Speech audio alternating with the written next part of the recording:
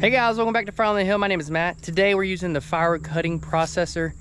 You see behind me is the conveyor underneath the cutting processor there. What we're trying to get accomplished here is cutting the small logs, conveying them up into a pile right beside the splitter here. You can see, guys, all this is clear. From the last video, you remember there was just crap everywhere. Yeah, there was probably a foot of just sawdust right under here. I mean, you can see it right there. I left that sawdust there under those logs for one purpose, and that purpose is if I'm cutting and I go into the sawdust, it doesn't dull my blade. So guys, this is where it starts. I have a deck that we built just to put all the logs on, and then I have one of these rolling conveyors here. I need to bolt it to this. I still haven't done that, so hopefully it won't bother me today, but I bolt that so this doesn't move when I roll a log on. So the idea here, guys, so we have the roller right here. You can see I have a bar here to stop it from rolling off. But we roll it on, we use the clamp right here to clamp it down, and we cut with the chainsaw. I have a 16-inch marker right here to mark the lengths. I cut it, it drops off into the electric conveyor, goes up and drops in a pile right beside the wood fridge. So this is a Echo 590 chainsaw. I just have it bolted here to this post, this connected to the rollers, and then this electric conveyor actually runs off of a Vito Man. I think that's the 1800 watt. Works perfect, guys. I mean, you can see I'm down here in the woods, so no electricity nearby. So here we go, guys. Let's go and turn it on. I just hit this button right here. It turns the plug on. Next thing you know, the electric motor comes on, and then this is what I do to engage the conveyor.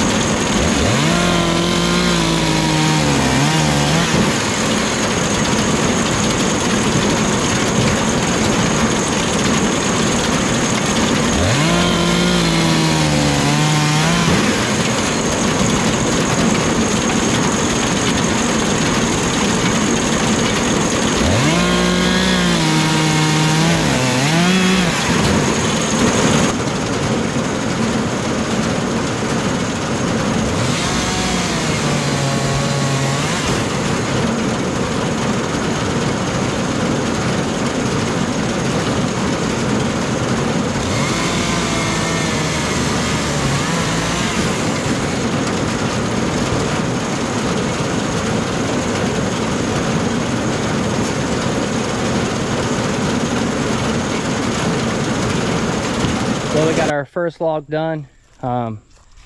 This is where everything dropped. I kind of wanted to keep this to the right a little bit of the splitter, because what I hope is going to happen is this is going to pile up and start falling towards the splitter. That's the idea. I didn't want to put it all over here and then it starts falling and hitting the splitter or hitting the top of the pergola.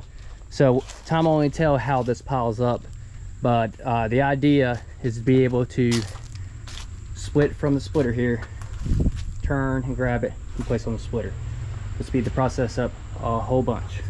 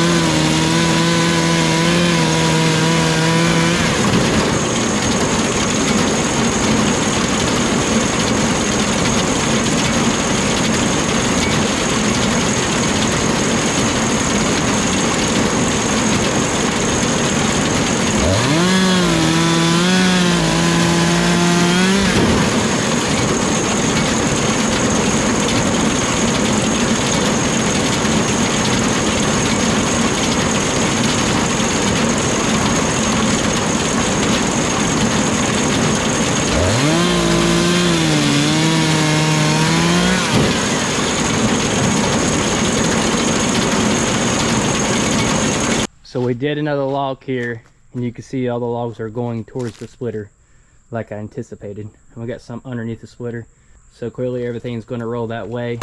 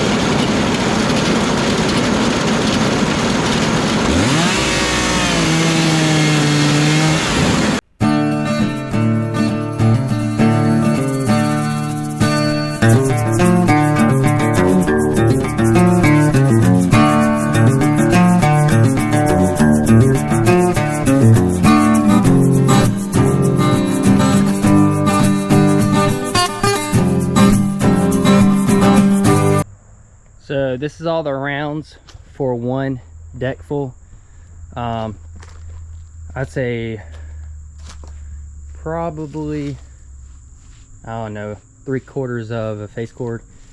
Y'all, they started rolling down in the grass. Again, this is another stump I gotta grind, guys, but they kind of went pretty far. So right where this conveyor sits is perfect, because I don't want it to really go over in there, because that's where I'm gonna be standing, so it's gonna be in my way when I start. But that's pretty good. You can see, guys, the live deck is empty. Or not a live deck, it's a deck, just a deck. I say live deck because I'm so used to watching people with processors. But y'all, it went smooth. There's two things I got to figure out, which is the same thing that I was trying to figure out back when I did this video first. I need to put a longer bolt on here so I can get 2 nuts on here, because this one wanted to back off, and you see it's kind of loose. I put Loctite on it and it still moved a little bit. So I need to put a longer bolt on that, and then I need to find a way to get the measuring stick right here in the middle without being in the way of the wood, because I was eyeballing it. Sometimes I was short, sometimes I was long, sometimes I was on. So I like to get that more accurate. But overall, guys, this thing did great. Like I said, I did one deck full, and my power box was at 100%. Now it's at 72%, so I can at least get 4 of those tables done easily. So that has plenty of power if I really wanted to process. But honestly, guys, two tablefuls is probably all this is going to hold without starting falling in the splitter or getting in the way. So as I stated in the last video, guys, I gotta do a cord a week. I did this morning and ran out of logs over there. That's why all fresh new logs is right here. But what I'm gonna do is split all this, and this should fill my rest of my full cord.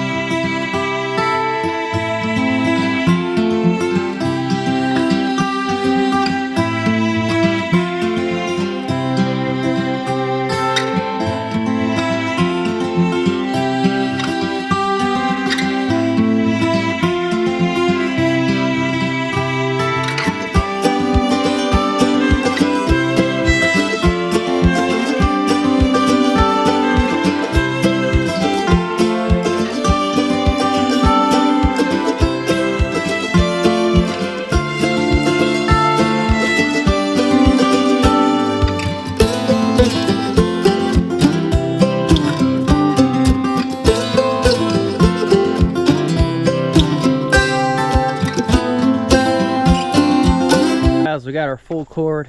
Once I push all this down into the corners, we'll be good to go. And that one back there is pretty much already full. But that was the perfect amount of wood. You can see this is all cleaned up. I left these pieces here because these are actually nubs that I was going to split. But I'll go ahead and like take the chainsaw and, you know, trim the nubs off and stuff. But also the reason I kept this to show you how big some of these pieces are. So like this right here isn't 4-way wood.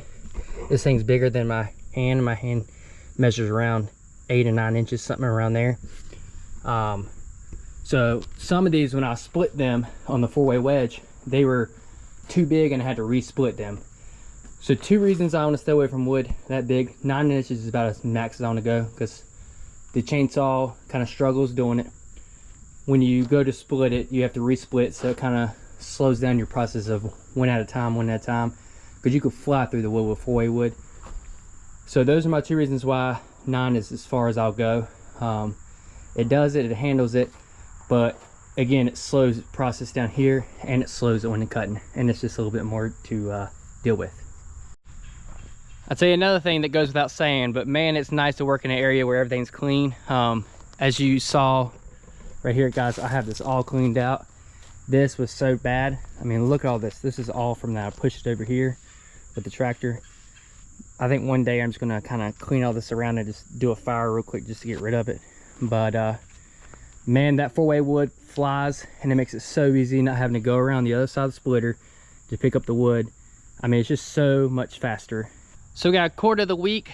So we're staying on track with that. Man, that processor is fun, guys. You know, you have to find the perfect wood. Anything under 9 inches, straight as can be. Next time I might try to cut off the end pieces, the forks, because that was kind of annoying. And one other thing I might start doing, so before when I was doing this, I was doing an IBC tote so I can move it. Well, since it's right by the splitter here, I don't have to do that. So instead of separating the wood like I was doing, so if you come over here, any of the end pieces and stuff, I pulled them out and set them to the side, because that's what I did before. Just keeps it all in a nice area. But I'd have to get an IBC tote back here, which would be kind of difficult because there's a stump right there, which is no big deal. I can get rid of it. But I think what I'm going to do is just let it drop in the conveyor and drop over here, kind of like these did, because it's not that big of a mess to clean up, and I can come around with my tractor right here and just pick it up with the grapple and get rid of it. So I'm going to take the step out of this process now. Instead of taking them and putting them in an IBC tote or storing them to the side, I'll just let it go up, and saves me work when I'm splitting, but also keeps it all right here where I could pick it up with the grapple. So thanks for watching, guys. We'll see you next time.